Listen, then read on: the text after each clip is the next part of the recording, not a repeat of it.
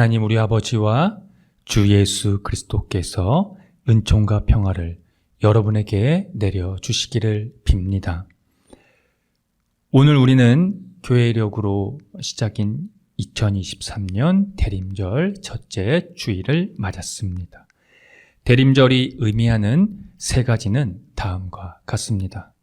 인간의 몸으로 땅 위에 초림하신 예수, 말씀과 성례전을 통하여 인간에게 오시는 예수, 그리고 심판의 때에 재림으로 오시는 예수님이 그것입니다. 여러분은 무엇을 토대로 그리스도인의 삶을 영위해 나가십니까? 대답할 수 있겠지만 저마다 다른 대답이 나올 수 있을 겁니다. 왜 다른 대답이 나올까요?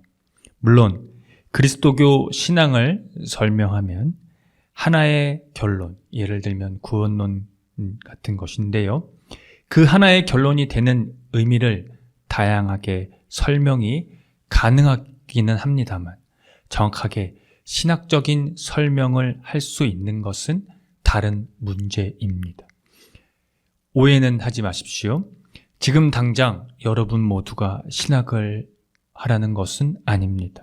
그러나 그리스도교의 역사와 전통을 전승해 나가는 일에는 이 신학이라는 연구를 통해 그 세계를 지속해 나가는 것이 중요합니다.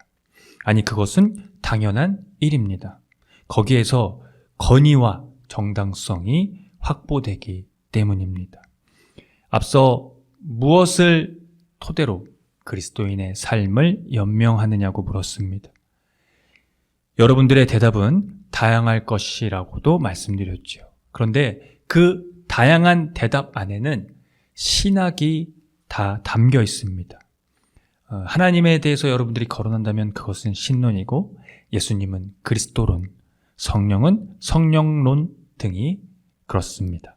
그러니까 여러분은 직간접적으로 신학을 경험하고 있다는 얘기입니다. 문제는 교회가 그런 신학의 자리를 여러분에게서 뺏고 있다는 것이 함정입니다. 믿음, 만능주의 같은 것들이 그렇습니다. 믿기만 하면 된다면 성서를 굳이 열어볼 필요가 없겠지요. 교회에서 헌신하고 충성만 하면 되는 식이면 그리스도교는 사유와는 거리가 먼 맹신과 열강주의로 전락하는 것입니다. 죄송하지만 제가 볼 때 현재 교회는 그 이상 그 이하도 아닌 것 같습니다. 대림절에 대한 설명에서 말씀을 드렸듯이 그리스도교의 중심이 되는 것 중에 하나는 예수 그리스도의 초림과 다시 오심입니다.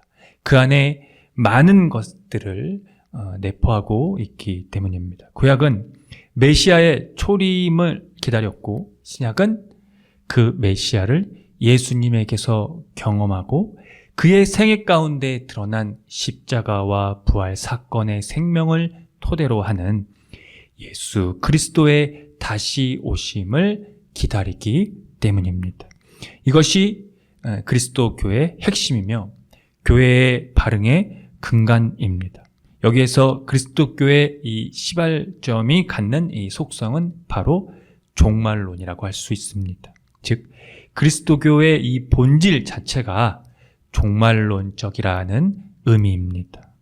하나님께서 창조와 완성이시기 때문에 그렇습니다. 우리가 오늘 만난 이 세 개의 본문에서도 이를 정확히 확인할 수 있습니다. 공통적으로 나오는 핵심 키워드는 바로 주님의 오심입니다.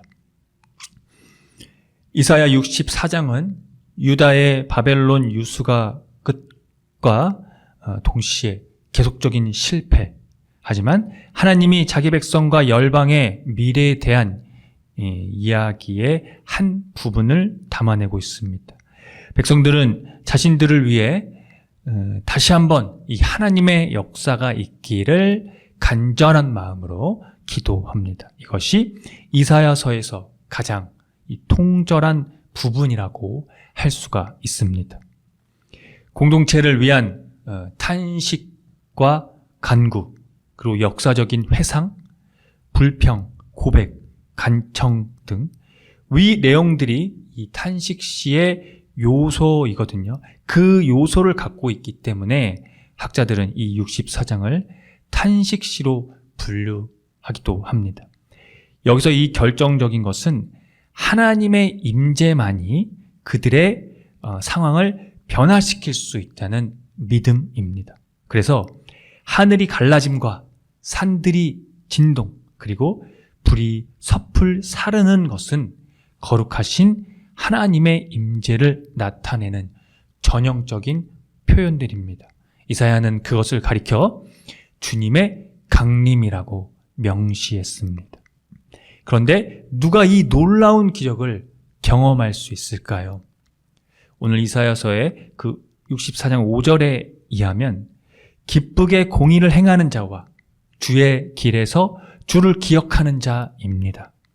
이러한 자들이 하나님의 창조 목적을 좌절시킬 수 없는 자들입니다.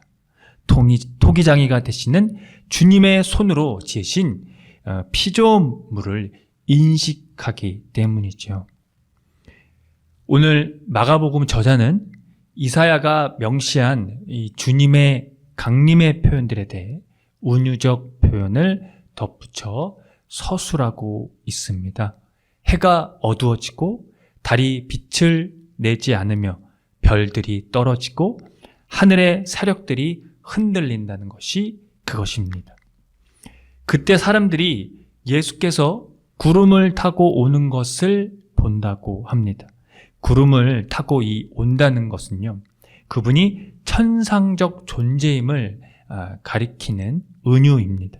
이 단락이 이 특별한 의미로 우리에게 다가오는 것은 심판자로 오시는 이 주님의 도래가 예수님의 생애 순환 이야기 속에 나온다는 것이죠. 즉 그분은 초자연적인 존재로 우리에게 오시지만 십자가에서 처형되신 분이라는 것입니다. 그분이 도래하는 그날을 위해 항상 준비하고 우리에게 깨어 있으라는 것이 요청이 되고 있는데요. 종말에 비추어 산다는 것은 그날을 열광적으로 동경하거나 그 기간을 계산한다는 것을 뜻하지 않습니다. 그것은 바로 이 시대사에 주목하고 주님이 위임한 권한, 사랑과 용서 같은 것들입니다. 그 권한을 행사하고 그에 대한 책임을 의식한다는 것을 뜻합니다. 즉 마지막 때에 대한 이 기대와 순환에 대한 각오는 분리될 수가 없다는 의미입니다. 고린도 전서의 저자는 이 고린도에 있는 교회의 수신자들에게 감사의 말을 오늘 본문에서 전하고 있는데요. 그들이 그리스도에 관한 언변과 지식, 즉 증언이 튼튼하게 자리 잡았기 때문입니다. 그 증언에 있어서 결정적인 그들의 신앙의 태도는 그들이 예수 그리스도의 나타나심을 기다리고 있다는 것입니다. 그리스도인의 존재를 확실히 하고 있다는 것이죠. 그들에게 아무리 하나님의 은사, 즉 선물, 그것이 부족한 것이 없다고 하더라도 그 선물들이 그리스도의 나타나심을 기다리는 그리스도인의 궁극적인 삶의 목적이 되는 것이 아닙니다. 그리스도인의 이 존재는 그런 하나님의 선물과 같은 은사에 있는 것이 아니라 기다림에 있기 때문입니다. 이 존재성이야말로 예수 그리스도의 날에 책망할 것이 없는 자로 끝까지 견고하게 세우심을 받게 되는 것입니다. 여기에 그리스도인의 존재에 대한 특징적인 설명이 있습니다. 흠 잡을 데 없는 사람으로 설 수 있도록 세워주시는 분이 주님이라는 것입니다. 우리 스스로 그 흠잡을 데 없는 사람이 될 수 있는 것이 아니라 그것을 세워주시는 분이 주님이라는 것이죠. 그리스도인들도 하나님의 심판을 면할 수 있을 만큼 도덕과 윤리적 이런 율법적 행동 규범을 충분히 지킬 수가 없습니다. 따라서 그리스도인들이 이 율법에 대해 흠없는 자가 되려고 스스로 노력할 필요가 없다는 것입니다. 책망할 것이 없는 자로 견고히 세워주시는 것은 도덕과 율법으로 완전한 자들이라는 것을 의미하는 것이 아니라 예수 그리스도의 자신의 의가 그들에게 주어짐으로써 그들이 심판대 앞에서 무죄한 자들이 될 수 있다는 것입니다. 이것이 그리스도인들이 궁극적으로 바라는 예수 그리스도의 나타나심에 대한 기다림의 이유입니다. 고린도전서의 저자는 이를 가리켜 예수 그리스도와의 교제라고 했습니다. 정확히 말하면 그 기다림을 견인해가는 이유가 되는 것이지요.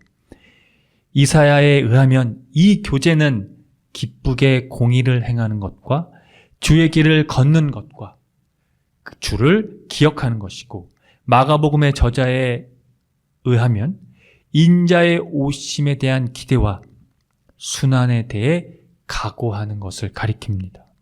사랑하는 성도 여러분, 여러분은 예수 그리스도와의 어떤 교제에 있습니까? 그분을 기다리는 것은 여러분들에게 희망이십니까? 정의로운 삶은 또 여러분에게 소망이 되고 있나요? 예수 그리스도께서 나타나실 날을 위한 기대와 순환에 대한 각오는 여러분에게 어떤 의미입니까? 그것이 여러분의 삶을 견인해 가는 것이 맞습니까? 함께 기도하겠습니다.